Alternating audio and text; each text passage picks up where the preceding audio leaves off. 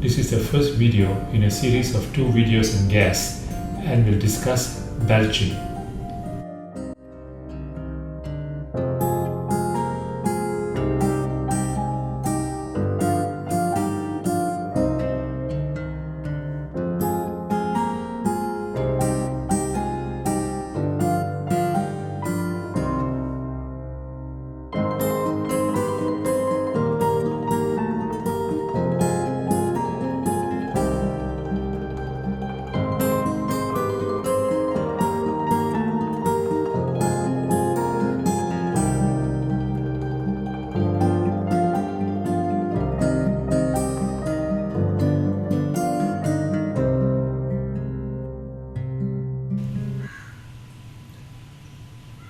Belching, also called burping, happens when stomach or esophagus fills with air. Escape of air from the stomach after eating with a few burps is normal. Swallowing of excess air into the esophagus and stomach is called aerophagia. In aerophagia, the patient may also complain of bloating of abdomen, gas and excess flatulence. Aerophagia can happen in the following situations: talking and eating at the same time, eating or drinking in a hurry, chewing gum or sucking on candies and drinking through a straw. All this causes excessive swallowing of air.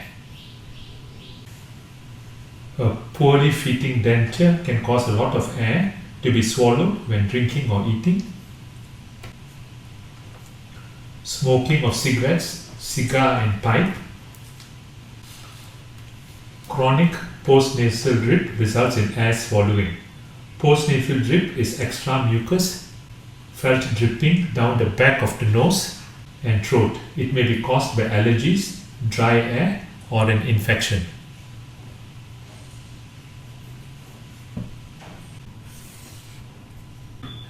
Repeated swallowing of air into esophagus and then belching to release it is called habitual aerophagia.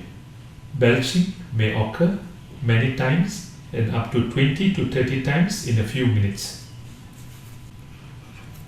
Swallowing of air may be voluntary or involuntary. Aerophagia is more likely to happen when the person is being observed.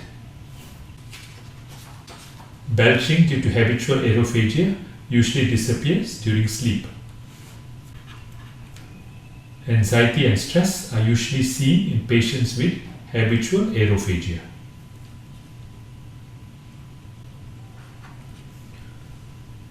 Other conditions that can cause belching include acid reflux, which is also called gastroesophageal reflux disease or GERD.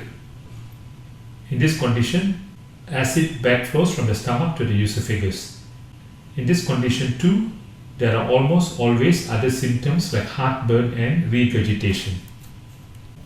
Functional dyspepsia, which I will discuss in another video. Slow down in stomach emptying, which is called gastroparesis and can be seen in diabetes mellitus after food poisoning.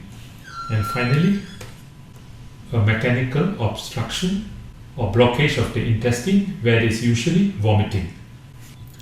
Management of aerophagia or excessive swallowing of air and belching includes avoid talking and eating at the same time, avoid eating or drinking in a hurry, avoid chewing gum and sucking on candies, avoid drinking through a straw, ensure that dentures are properly fitted, avoid smoking cigarettes, cigars or pipes. Antihistamines might be helpful in chronic postnasal drip if it results in air swallowing, especially if it is due to allergies. In habitual aerophagia, a type of psychotherapy called cognitive behavior therapy seems to help. Another form of therapy called speech therapy is also effective.